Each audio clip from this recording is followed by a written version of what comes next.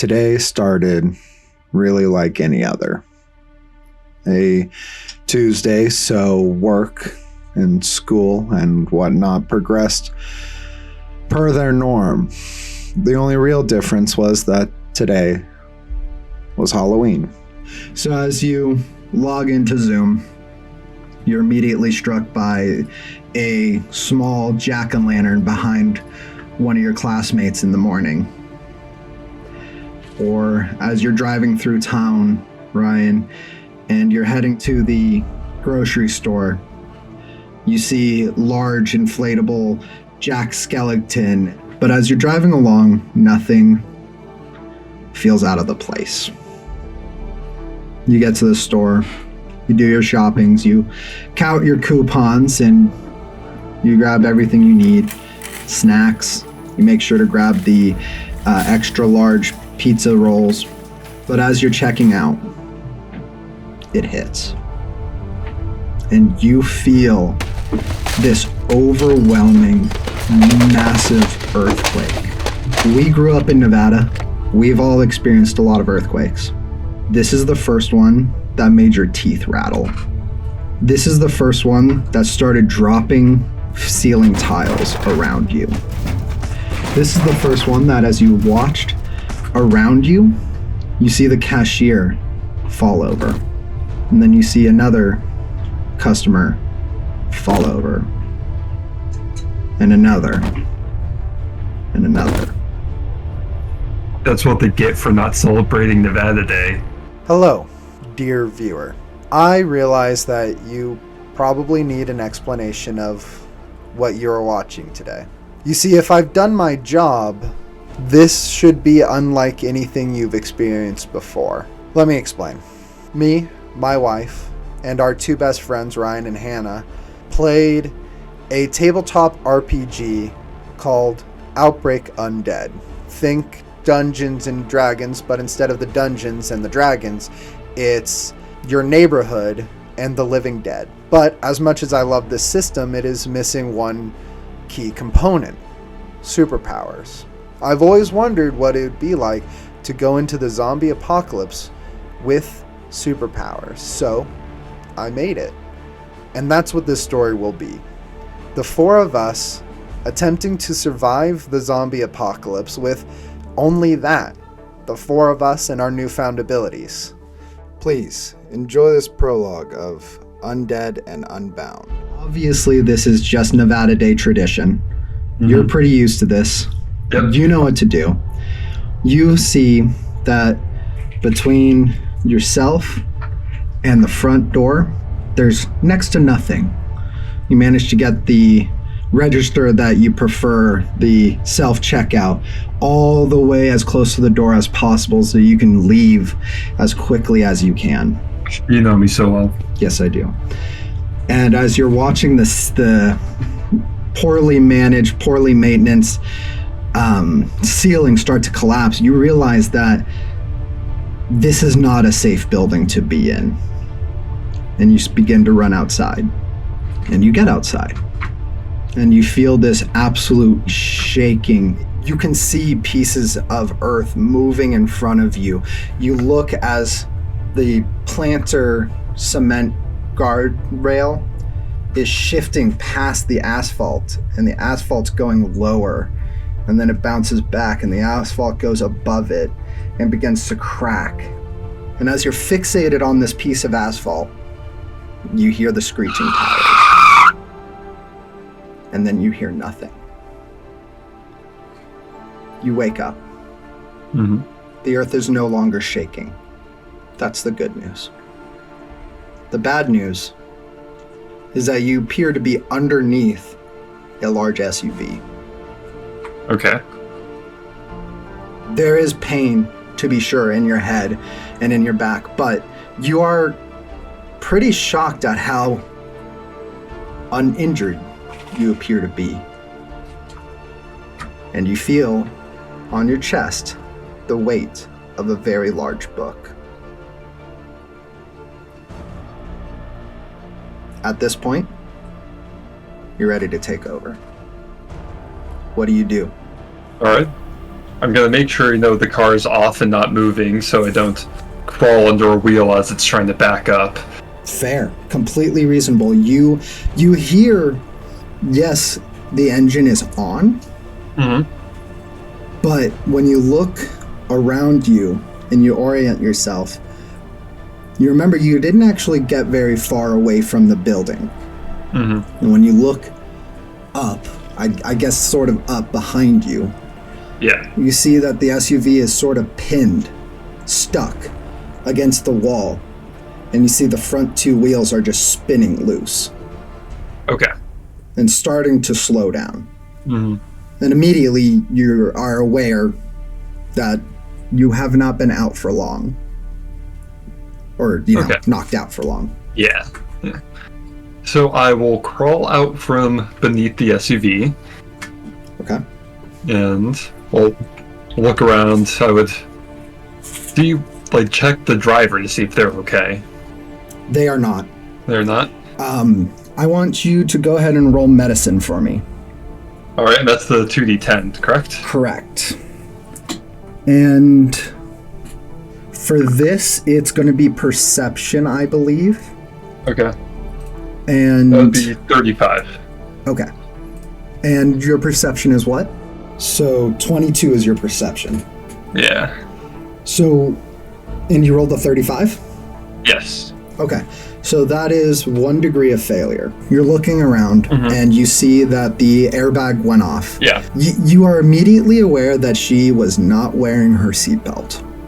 Okay. And that the wheel seems to be partially embedded in her chest. Okay. And you see blood trickling out of her forehead that is sort of pressed against essentially the glass is gone, so it's sort of pressed against the wall of your local grocery store. Yes. There is blood, to be sure.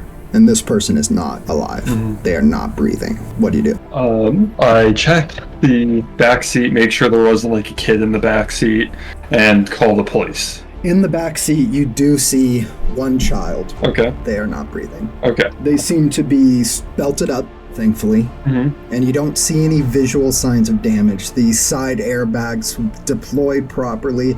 Their belt was fastened properly. This child of 11 years old, you'd have to guess. Seems fine, save for maybe the, occasional cut from glass. Yeah. But they are not breathing. You pick up your phone, you dial 911, you put it up to your ear, and you hear the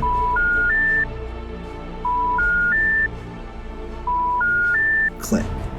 And you're starting to hear the sounds of chaos pick up in the distance. Okay. Your hearing is starting to come back to where it should be, becoming more clear, more crisp, and you see the child's hand begin to reach towards you.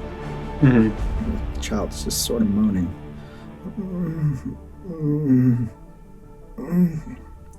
Clearly in pain.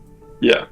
What do you do? Well, in this situation, I would try to get the child out of the car. I would first try opening the door, seeing if it was locked. It's not locked, but you can feel that the frame of the car has shifted. Okay. It is no longer properly aligned, and you're starting to put together how fast this car must have been going. Okay. You see the damage on the grocery store. It's right at the corner, thankfully load bearing, and you realize how close you were to dying. Roll strength. Yeah, I got 74. You are not able to get it open. Yeah. And when you look into the window to check on the child to see how they're doing, you see the child is now pushing against their seatbelt, locked from the crash, of course, and is starting to dig into his skin. And you see blood is beginning to trickle down the belt, all the way down to where it buckles. At this point, you hear pounding on glass, and you look over. Do you look over to where the glass is? Yeah, I would look over. You look over and you see that your grocery store, the big front windows that every grocery store has to show off how clean the inside is in havoc. Shelves have fallen in this earthquake. The ceiling has all but come down. You even see the pipes have broken in certain areas and are beginning to flood the store. But you see one young man of maybe 19 is pounding on the window. Okay. Over and over and over. And you look closer and you see just blood covering his chest. But it's not coming from his chest. What do you do? I'm gonna stop and take a better look around me to kind of see what's going on. Understood. Roll perception. I'm gonna give you... Oh, I'm 68. 68? Okay. Oh. It's crazy how high or how low we have to roll to actually complete something. Yes, that is the bummer about the Outbreak Undead system, is that it is meant for normal people, and normal people aren't great at stuff. Yeah. So, 3 degrees of failure? Well, Wait, no, what's your perception? Oh, it's not good. Oh, that's 5 degrees. That's 5 degrees. my perception is 22. You said Do we go by 20s? by 10s. Oh, by 10s. Then yeah, that's 5 degrees. Wait, 4 degrees. You look around, and with 4 degrees of failure, you're still not seeing much. Okay. Your glasses are smudged beyond belief, and you're just not gaining much info. You do hear the sounds of pandemonium are growing, Yeah. and the sound of that pounding is now multiplying. Okay. I do want to include the mechanic of pushing rolls, Yeah. but for those at home who only know Outbreak Undead, pushing rolls is a mechanic from Call of Cthulhu that allows a player to do something different, to re-roll something. But if they succeed, it's a normal success. But if they fail, the consequences can be very dire. So, if you would like to push your roll, you may. Otherwise, what are you going to do? What would you like to do next? I'd probably be getting pretty spooked by now. Probably. So I'd probably go back to my car and try to call Hannah to see if she was okay, make sure everything was going right with her back at home. Understood.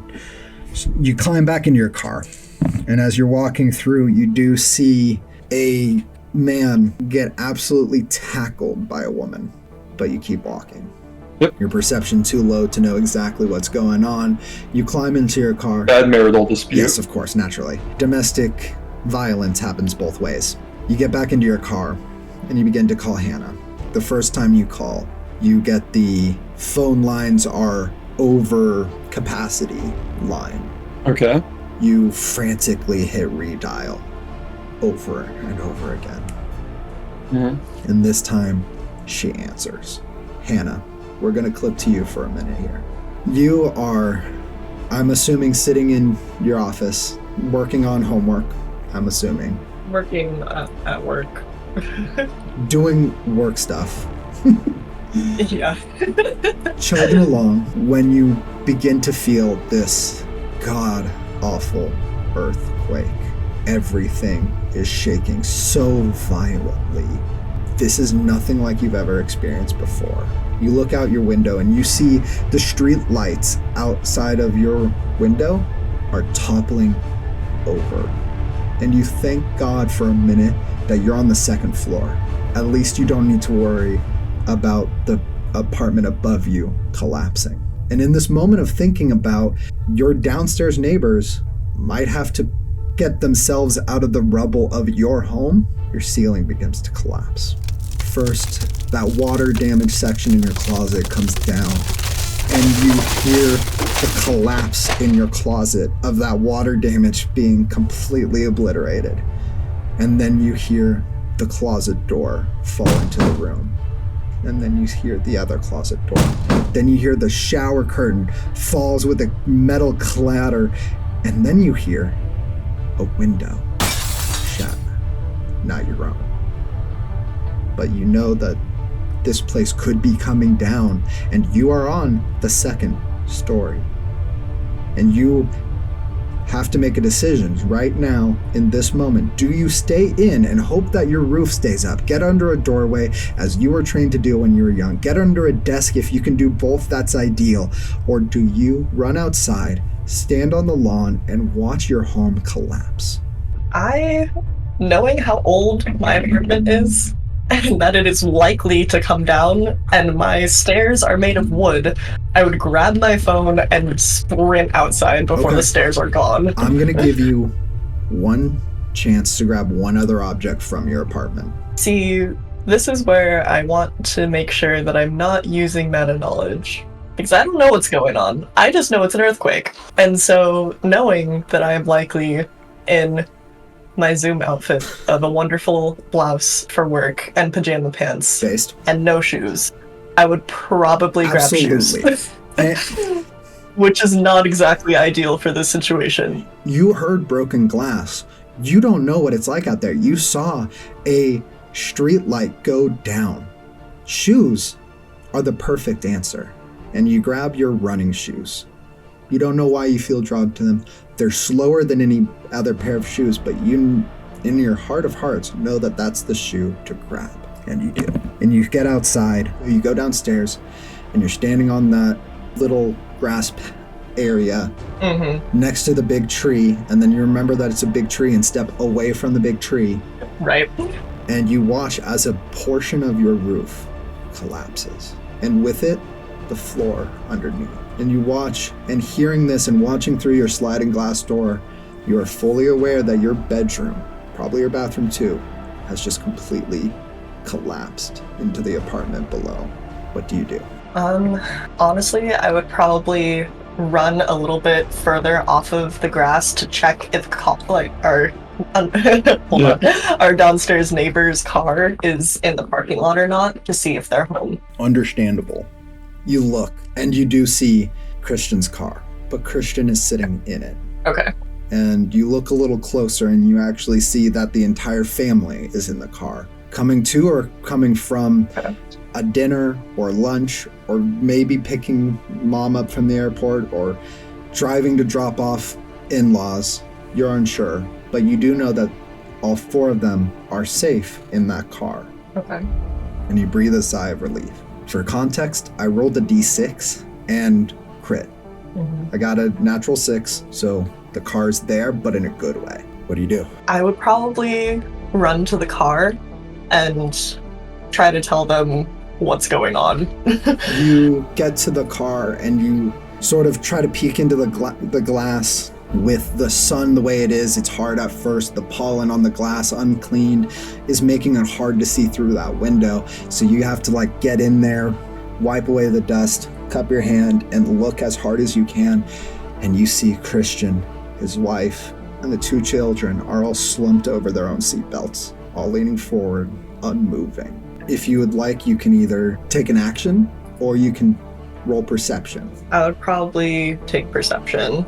Okay, go ahead and roll your perception. See, that's a 31. My perception is 27. I'm going to go ahead and just give you 1 degree of success. Okay. We're going to call it a solid win, and you look in closer, as close as you can, and you start looking for any signs of life. You are looking for breathing, you're looking for twitching, you're looking for any reaction to this earthquake that is very much still happening. And as you're looking, you see nothing. They are all still for a minute. And this earthquake stops. And in the core of your being, unwilling to accept they aren't breathing, even though they weren't affected by this earthquake, your heart aching for the small family, you keep staring, hoping that somebody will move. And they do. Almost at the exact same time, as if pulled by one string, they all begin to reach towards you. Still looking down. What do you do? Yeah, so I'd be starting to freak out. Yeah, this is startling. This is absolutely going to be a bit of a spook. Yeah, just a tad. I need you to roll willpower. Anytime that you guys are trying to resist the fear. Oh no. That's a 74. Willpower was 20 something. Mine's 30. I don't know if you wanted to increase it. I did say I think that. you said So you wanted let's to... bump it up to 33. And unfortunately, Okay. that's still going to be 4 Still real bad. degrees of failure. And when they all move, seemingly in unison, without looking towards you, reaching at you, you are absolutely startled. And you're taken aback and you stumble backwards and you trip on the parking block and you land on your ass and you're frozen for a second, unsure of what force just overcame that car. And the earth has finally stopped shaking. But you don't know if there's going to be an aftershock. Sometimes aftershocks are worse than the original, and you begin to hyperventilate, and you're beginning to panic. And instinctually, you do what you always prefer to do when you begin to panic. And you reach for that phone you were smart enough to grab, and you call Ryan.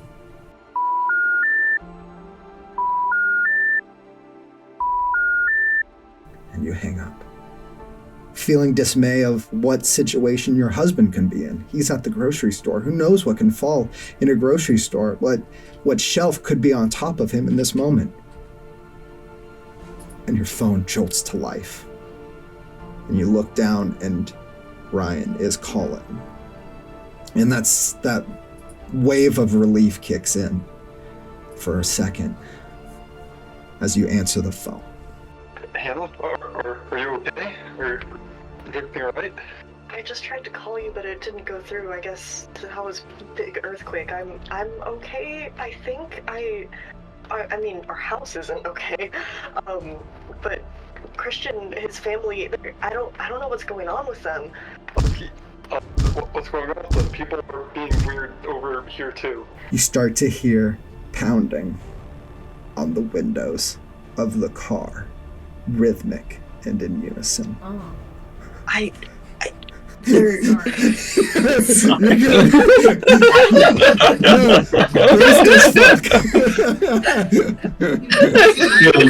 No, the nurse is freaking out.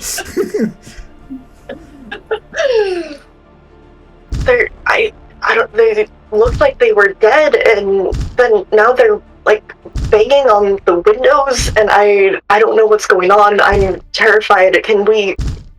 Are you able to get here? Are the roads okay? I'm in my car and I'm in the FJ, so I should be able to get there just fine if the roads are even a little messed up.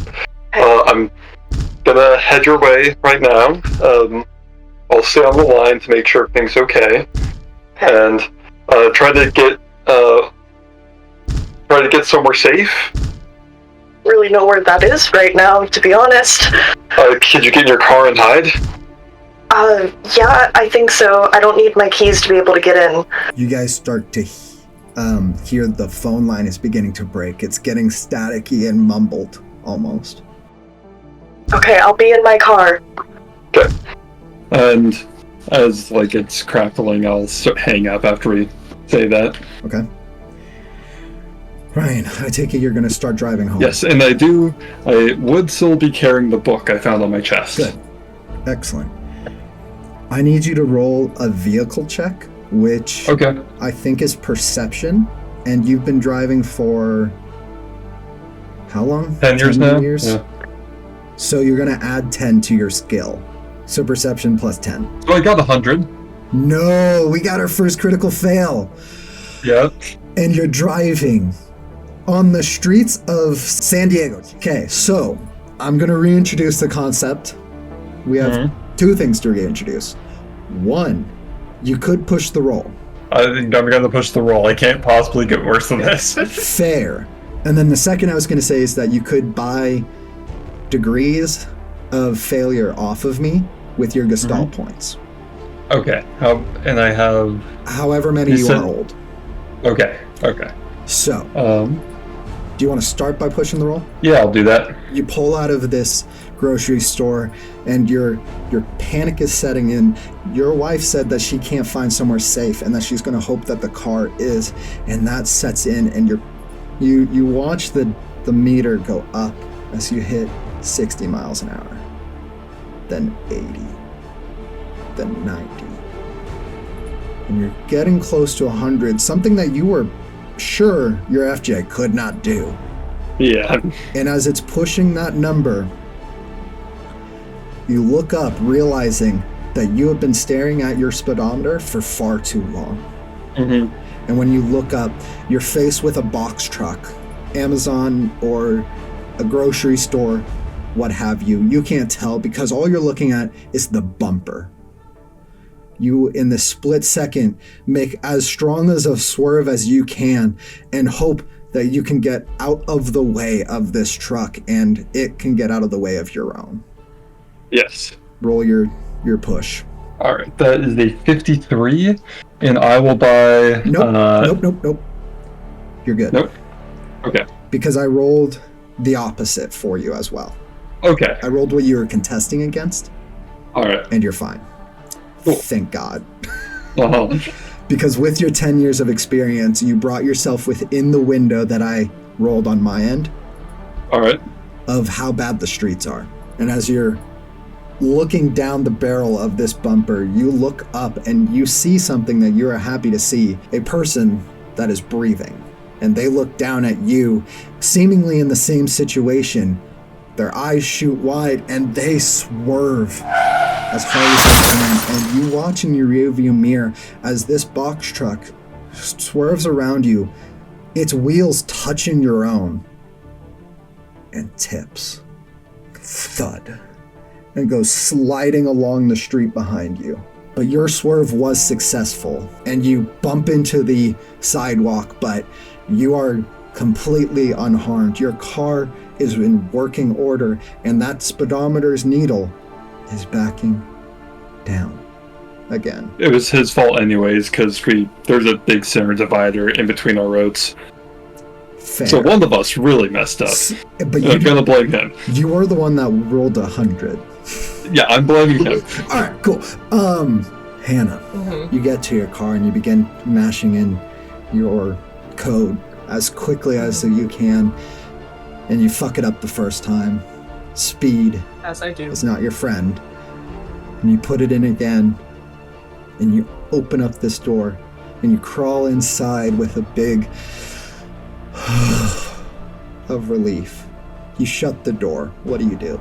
I would lock the door and then immediately try to find the Leatherman Swiss Army knife that I keep in the pocket of my driver door. Easy enough, even though your car is not exactly tidy. The one side that is the driver. I didn't need to be called out like that. Sorry. But your driver your driver footwell is always clean. Because you do not fuck around with safety. Mm-hmm. So you find it, you're clutching it in your hand. Now what? I would probably honestly start looking on my phone to see if I could find a news article or something, or what the fuck do they call them now? It's not Twitter or tweets. We're just gonna call it Twitter because I don't give a fuck. Yeah, I don't either. Tweets, looking for tweets, right. Seeing what's going on. Okay, so first thing you do is you open up Twitter, and you just are met with an infinitely spinning loading wheel. And 30 seconds go by, a minute go by, and you give up. For whatever reason, Twitter servers is just not operational. You change gears. You go to your second news source, if you can call Twitter a news source. Straight up, Google earthquake San Diego. Perfect. Today. You type into Google San Diego earthquake. The first result seems to be an automatic alert. And when you click on it, as you're clicking on it, your phone explodes. That big, buzzing, earth-shattering notification of a natural disaster finally kicks in a full minute after the earthquake has ended. It's telling you to stay inside, get into your door frame, and have something above your head, a helmet or something, and it gives you that spiel. If you're on a second story, or if you're in a multi-story building, you need to exit that whole line. Right. You clear the notification, and you click on that first Google search. That seems to be an automatic updater of a Richter scale, and it seems to be another university's seismograph has been set up on an automatic update. If it reaches this number, it automatically posts on its little page, and you click on it, and it registered as an 8.5. earthquake. And you look back at your old shitty apartment and you wonder how it stayed up. Because by all intents and purposes, you didn't think it would. Yeah. Ryan, as you're driving down the streets, you look around and you realize that every freeway overpass is collapsed. You are struggling to see one that isn't. With your role, you are able to use the surface streets to get back home acceptably, but they're all wrecked. There's splits down asphalt everywhere. Hannah, you look around in there and your parking lot, every tree is shifted by feet. Some of them are leaning, some of them have completely gone down, the whole nine.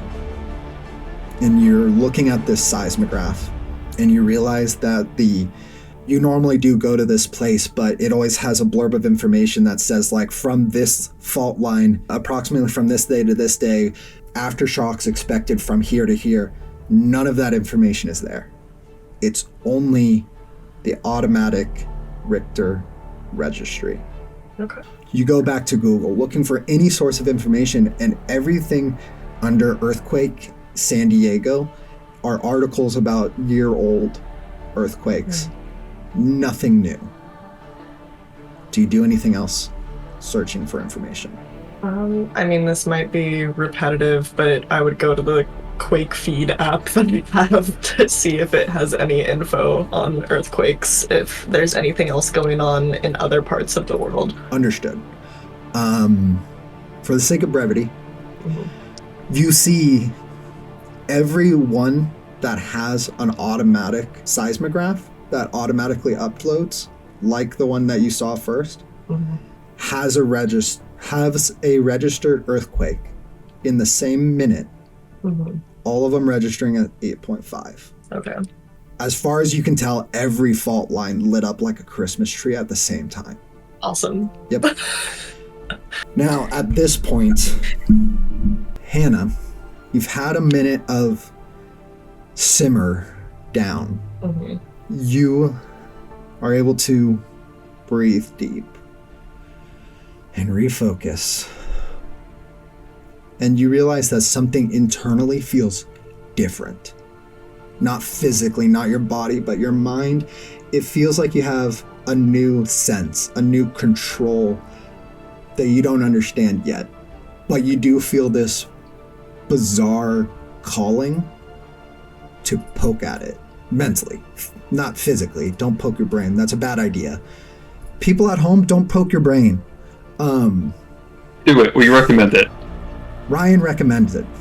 Don't let the system tell you what to do. Yeah. Because Spud's the system. Yes. I guess I am the system here. Technically, Outbreak Undead is the system. But something deep in the recesses of your mind is telling you to test it. Like when you first discover that you can flex a muscle, you just have that desire to keep flexing it over and over again, but you don't know what that muscle is. But you feel that draw. Sure. At this point, you see another one of your neighbors coming out of their door, limping. Ryan just shot me. I didn't mean to. Well, it's canon now. Roll injury.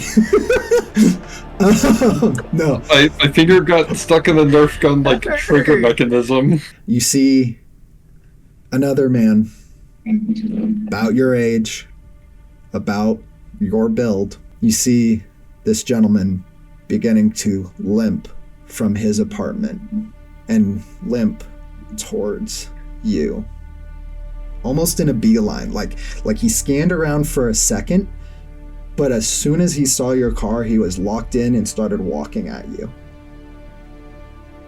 Limping, but walking. Ryan.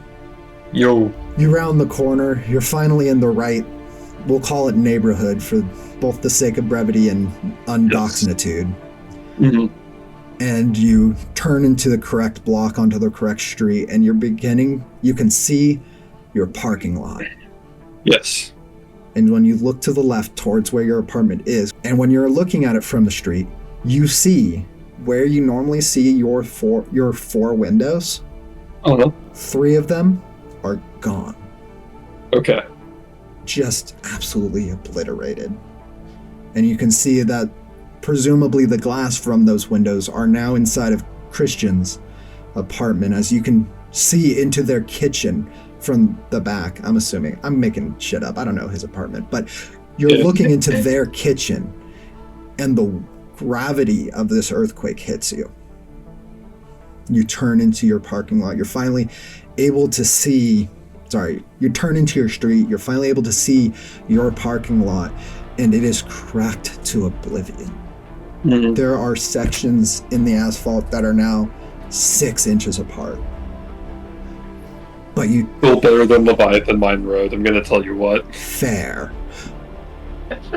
Fair.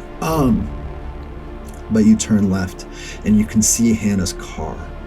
Mm-hmm. And you see her sitting in the driver's seat with a Swiss Army knife. Her eyes deadlocked on a point that you cannot see yet. Yep. What do you do? Both of you. I will park my car as close to hers as possible. Okay. And then I'm gonna grab my handy dandy hatchet that I always keep in my car. And Unironically, Which yes. is true. unironically, Actually. and Hannah, you have one in yours too. Just now that we're together, I can kind of let you know this. Oh, okay. This is news to I thought Hannah. you had 2 of them in your car. Oh no, I diverged them. You managed to park only 2 spaces away. There is a downed tree between you. Okay. So the good news is that you can see each other. The bad news is Yeah. that there's a fucking tree in the way. Uh-huh. You're looking at her, and you realize that she's not looking at you. And you sort of trace her eyes back to see this neighbor that you've met limping towards you guys. Mm-hmm. Closer inspection, you both see that his leg is clearly broken. It almost looks like what he's putting weight on shouldn't stay in one piece. Like, you can see it bow. Yeah. Every step, it's bowing back and forth. Awesome. And he's walking towards you guys. What do you do? I would get out of my car to go, like, make sure Hannah was okay and try to probably stop him before he got to Hannah's car. You get out, Hannah rolls down the window. For the sake of I'm kind to you, Hannah, you have your keys. Okay. You roll down your window, you chat for a second, and this man is just ever getting closer. I would probably yell out asking if he's okay to see if he is, like, cognizant and able to respond. There is no response. He's still 30, 40 feet away, so you're starting to hear very low, just vocalizations. You can't make anything out yet. Yeah. I think at this point I would kind of know what was going on. Yes, and to be clear, media about zombies is real in this world. Yes. It's not like Walking Dead where it just never happened. I just wanted to be clear. No zombies. We have no knowledge of anything ever. Right. I feel like I would kind of have an idea that, okay, I think, like, a zombie apocalypse is happening. Yes. But At the very least, shit's going down. you're not sure yet. I would still be worried about just running up to him and, like, trying to cut his head off, because Right. what if he was just had a broken leg and I just committed first-degree murder And because a I got concussion. scared? Uh-huh. And he can't hear yet. Yeah. Uh-huh. No, I feel you. I'm just letting you know that you guys, nobody needs to pretend like zombies don't exist in the zeitgeist. Yeah. Go ahead. Sorry. So I would, like, sort of, like, put out my hand to be like, hey, stop there, like, don't come any closer to us, like, stay where you are. Just keeps stumbling towards you. And at this point, you realize that his eyes are white. Through and Okay. through. No blood vessels, nothing. Okay. Can I roll to see if I also see this? Yes. I don't. Okay. That's an 85. Fuck. Oh.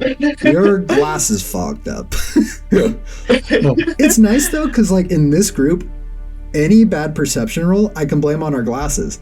All of us Yeah. wear glasses. Uh-huh. There's just no response, Ryan. He's just still lumbering towards you. Blood is now streaking behind him from that pant leg on the left, just sort of droplets being dragged along. Yeah. Ryan, what's going on? Why isn't he responding? Might sound crazy, but please don't laugh at me. I think he's a zombie. Get in the car. There's stuff at the apartment I want to get. The apartment's fucked. Not the closet next to the door. Can I roll to see if the stairs are there?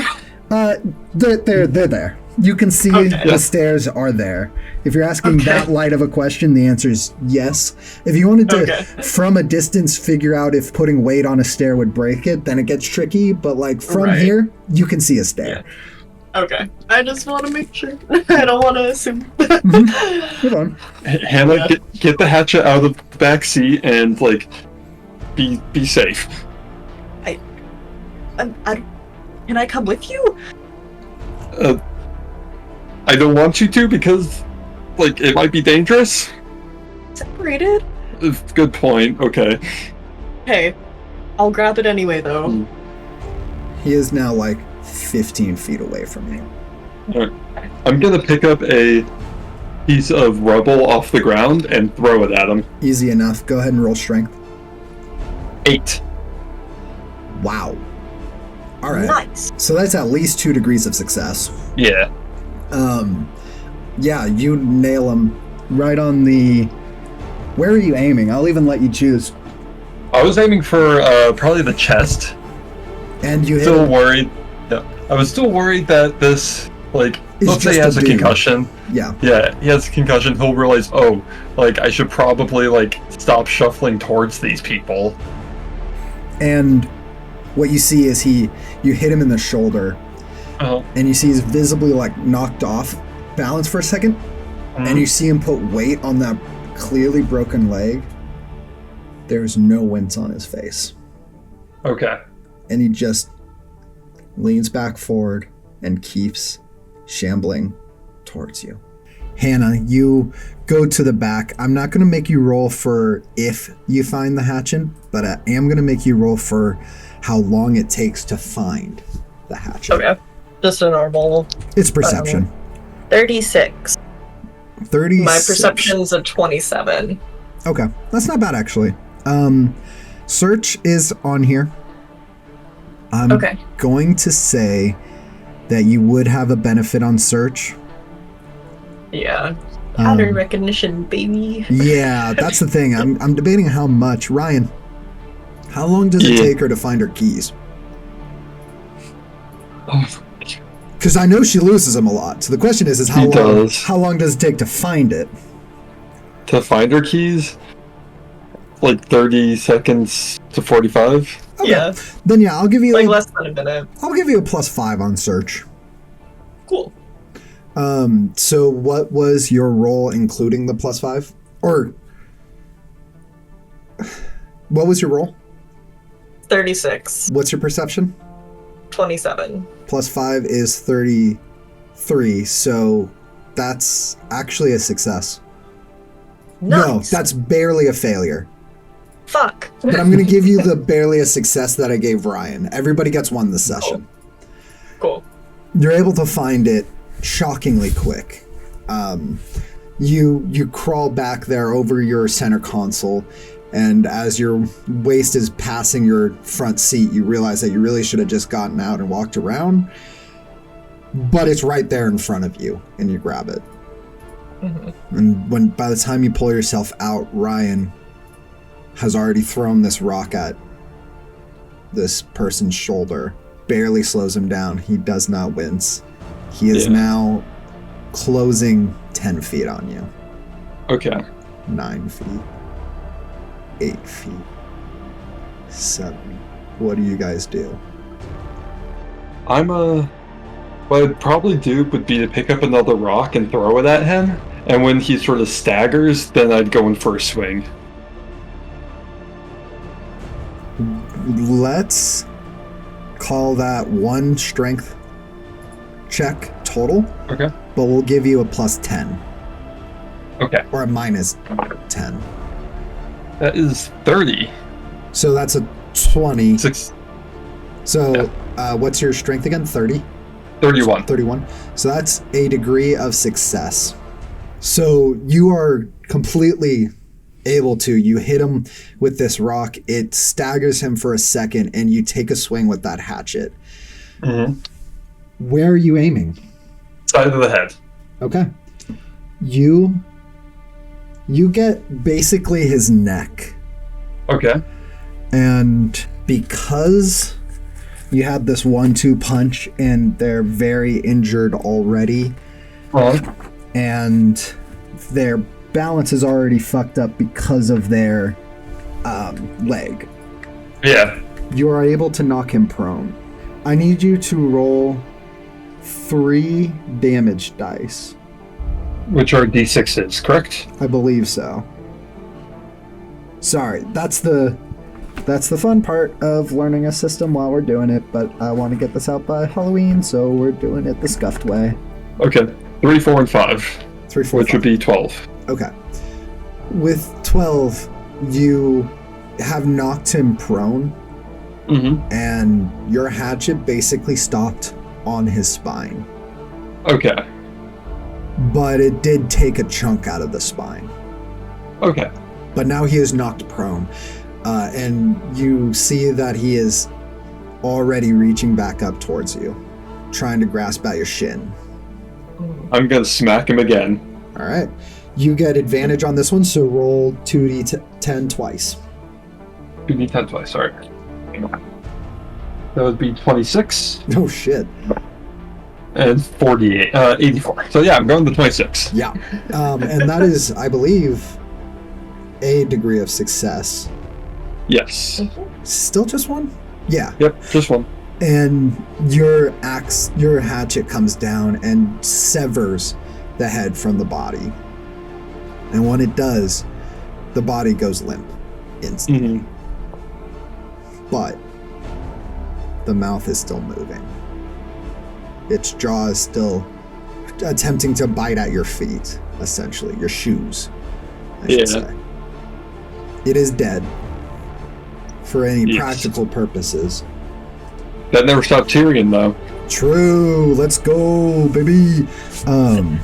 What do you guys do? Are you okay, Ryan? I think I'm fine. We need to get something and get out of the city. Yeah. I'll grab water if we can. You know where the weapons are. I don't think you're actually here for this. I realized that all my swords are in our bedroom and not in the closet. We do, but I assume lots of this area is collapsed. Yeah. Never mind, we'll get there. So, I was like, I'm gonna have to search through, just peeking through Christian's door, and to see if, see how bad it is, and if I could quickly just run through the collapsed remains of the building and find anything. Okay. I'll follow. You hear glass shatter behind you. And when you look? Yeah. You see that Christian's arm has made it through that window. And he is now trying to use his arms to pull himself out of the car, but the seatbelt is keeping him in for now. You guys walk towards the building? Probably more like run, but yes. Sure. Reasonable. While we're running, I'd be like, Ryan, they're in the car. They're trying to get out of the car. We'll keep an eye on them. Let me know if anything changes. Okay, I'll watch our back. Are you going to Christian's place first, correct?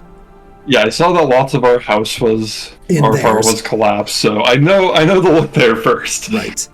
How do you get in? How are you trying to get in? Big sliding glass door. Perfect. I assume it's no longer existing, so I'm just gonna look it's there. Shattered. Yeah. It's sprinkled along the floor. That is correct. You climb through as carefully as you can while still being well paced. Mm-hmm. And you walk into the living room. I'm going to assume some shit about Christian. And you see, toys on the floor, most of them in the bucket in the corner as, intended, but kids will be kids. And there's obviously. And you're stepping over a toy car here and there, and the tricycle that you guys have seen outside so many times. And making sure that when you climb over the couch, because to the left of it is collapsed, and to the right of it is a pile of glass. And the chandelier has fallen and is sparking. You climb over the couch as carefully as you can, and you get towards the back and you see your floor. Yes. And you are very lucky that one select section has fallen enough that there's an opening. So on the left, the ceiling is still intact, still attached. So there's like a wall of ceiling / floor. Yes. But it tore halfway through and you're looking at the floor on the other side. Essentially, your shower room, your bathroom, your shower room, your toilet room, and your bedroom are splayed out in front of you. Some of your things are touching the parking lot and grass on the other side. What are you looking for? I am looking for my Kopesh, specifically. Base. And my Gladius. Those are the first two things I'm going to try to look for. Okay, go ahead and roll search. I think for you, we're going to give a +3. Look, I have really bad eyesight. I get it. Yeah, but you are good at looking for shit. Like, in your defense, you're good at searching for things. True. So I am going to give you the +5 as well. Okay. Both so of that you, would then be 39. Are you adding the +5? Are you subtracting the +5 instead of adding it? Okay. Both of you are going to get a +10 because this is your stuff. So you're kind of doing comparative analysis. This used to be sitting next to this, so this direction should be this stuff, sort of. Yeah. What is your roll now? 29. 29? 29 out of, and my perception is 22. Okay. Give me a Gestalt point, and I'll let you find both of those swords plus one item. Okay, it I will can't be do that. A stupid item. Like, I can't let you get away with 6 gallons of water, but think about what's in your bedroom. Pick one more item. Hannah, what are you looking for? You have... I'm looking for food and water. Okay. You followed Ryan, correct? Yeah. So you are in Christian's apartment. He has 2 kids. Honestly, probably better than your own apartment. Because when you open up the cupboards, there are snack packs of applesauce and things like that. Go ahead and roll your search for me. And that's -10? Yes. 15, and my perception is 27. Okay. Wow. All right. So, we're not playing crazy survivalist mode. I mean, we're playing some of the mechanics, but we're not doing calorie counter, make sure you have not too much sugar from how much protein you have. Right. I'm going to give you, with that roll, I'm going to give you 5 days of food and water. Okay. Cool. You did good. You did real good. So we're going to give that to you. You should write that. You don't have a book in front of you. I'm going to give you... I can get paper.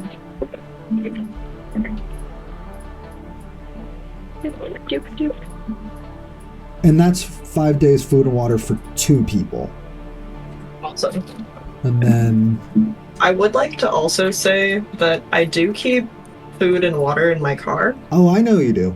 And we'll figure out what that amounts to. Most likely, for sure, that's going to be half a day's food.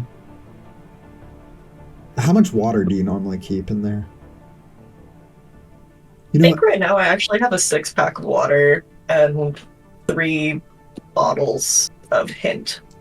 So 9 bottles of water. Fair enough. Because I literally keep it in there for things like this. And I'm also going to give you Ryan's water bottle because he always has it on him. Yep. Awesome. Yeah, it's in his phone. Yeah, it's in my car. Yeah. So between the 9 and that, I'm going to give you 3 more days of water for the two of you. So 8 days of water. I'm going to do 16 days, 1 person, so that we're clear on that for if you still have any when we recombine. And then 10 Gotcha. days food for 1 person. Okay. And then, Ryan, you found your Gladius, you found your Kopesh. Mm-hmm. What is that last item you found? I will probably. Oh, Yo. I have a first aid kit in my car as well. Oh, I'll Yeah. ride I was with gonna you. say my emergency disaster kit, Okay. but I was like, but should I take my flak vest instead? Do you want my opinion? Yeah. Your flak vest is primarily it's like a bulletproof vest, right? It's a vest, Yeah. and it's not going to stop from crush damage. It's only going to stop knives, bites, sure, but only within that square. Yeah. If I'm being honest with you, Disaster kit. Yeah. disaster kit. Yeah, Absolutely. I'll go with that. And I'm gonna write down disaster kit, and when we have like individual paper and stuff, I want you to write down what's in the disaster kit Yes. into your I will. inventory for me. But for now, we'll just call it disaster kit. Yep. Okay. Now, before we got started, we all decided that we gave up some Gestalt to trade for our disaster kits, our bug out bags, our prepper kit. So we all have a little something in storage, or the 2 couples, I should say, have something in storage to use, and we all spent Gestalt points on that. Thankfully, you guys found yours in the wake of the earthquake.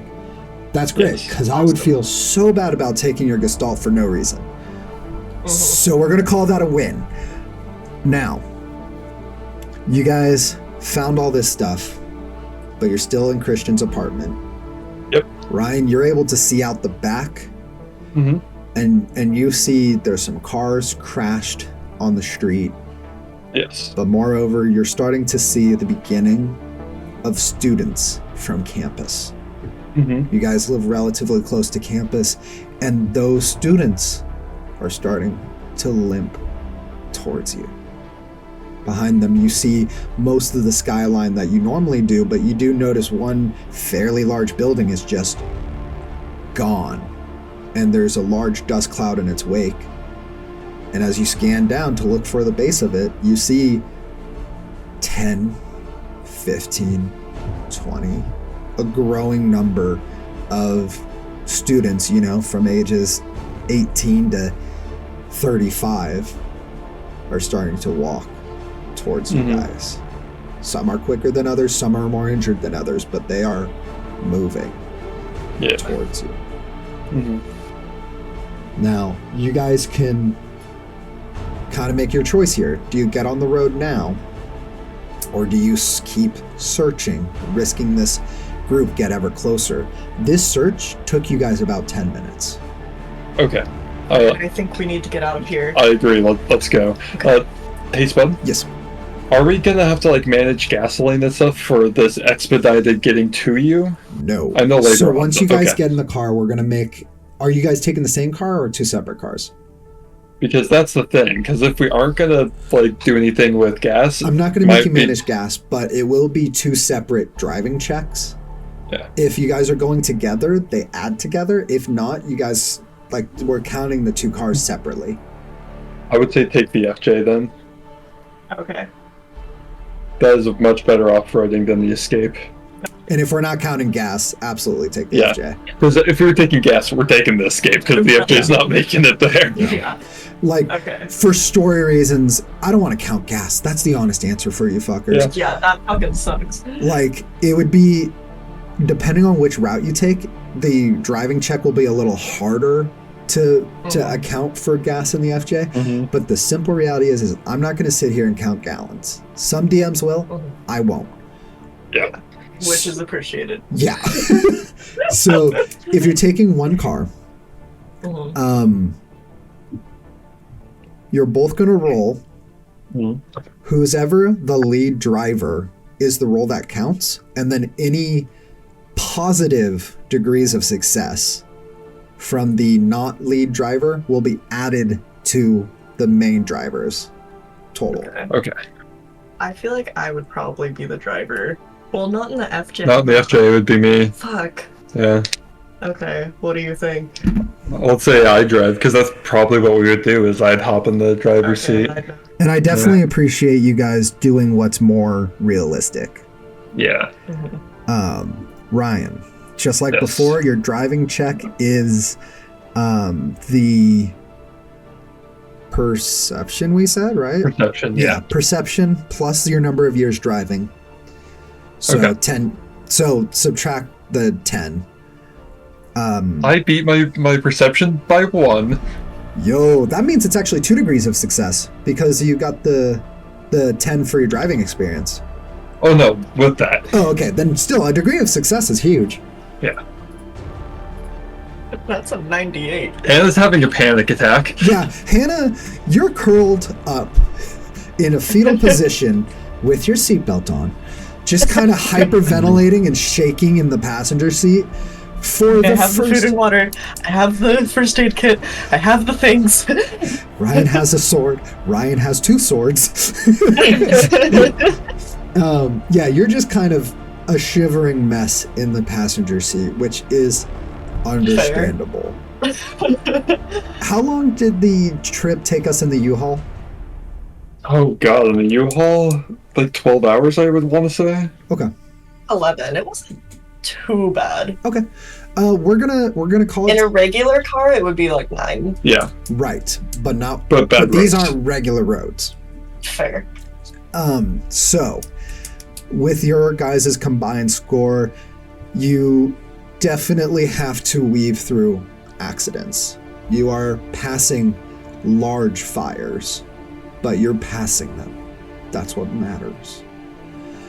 After 12 grueling hours of trying to scan through radio static and finding nothing but one automated channel that's broken on repeat saying,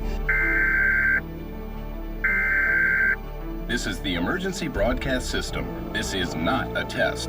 Repeat, this is not a test. Stay tuned for further instructions. This is not a test." Over and over and over until Ryan finally reaches over, turns it off because silence is better than that. And then I turn on Spotify, baby. Let's go. You attempt to turn on Spotify, but there's no Wi-Fi. There's no. Yep, I have it downloaded. You have There's downloaded offline music? services. Okay. Yeah. All right. It's all offline. Retracted. You put I on. got those podcasts, baby. We're gonna listen to Adeptus Ridiculous the whole way. So Hannah is calmed down because she's put to sleep by Adepted Ridiculous. And finally, I say that, but aren't you wearing a fucking 40K shirt right now? Me? Yeah, it looks like. Oh no, it's Crown the Empire. I saw Crown and Empire, and the symbol in the middle looks like the gear. Oh yeah, I see that. Yeah, so It with does your, look like an AdMex with your symbol. hair, when your hair blocking Yeah, it, I that's thought it was funny. a 40K shirt, and I was like, why is that in Hannah's I size? do not have a 40k shirt. That's You what I was want the I'm a wondering. tank I shirt do though. want the I'm Tank shirt because it's funny. But you guys do make it to our little town. And you're passing all the things at like 2 in the morning, 3 in the morning. You're passing Carson and the places that you grew up going to for birthday parties and, well, maybe not What Ryan. birthday parties? Yeah, what birthday Yeah, maybe not parties? Ryan. Into those. But like you're passing the bowling alley where you guys first met Cricket, and there's just I thought we met her at Katie's. Well, I first met Cricket when I was like 10. yeah, that doesn't Excuse you. I saw her when I was 10 as well. count. Yeah, we are a very insular group. Yeah. To be fair, we met her way before you did, Spud. So That's all I'm actually- sa- That's so fucked. That's really weird. Oh, That's that's so fucked. really weird. That's so weird. Yeah, because I met her 10 years before we started dating too. Like, 9. oh, same difference. It's 9. All right, 9 years before we started dating. You get the point.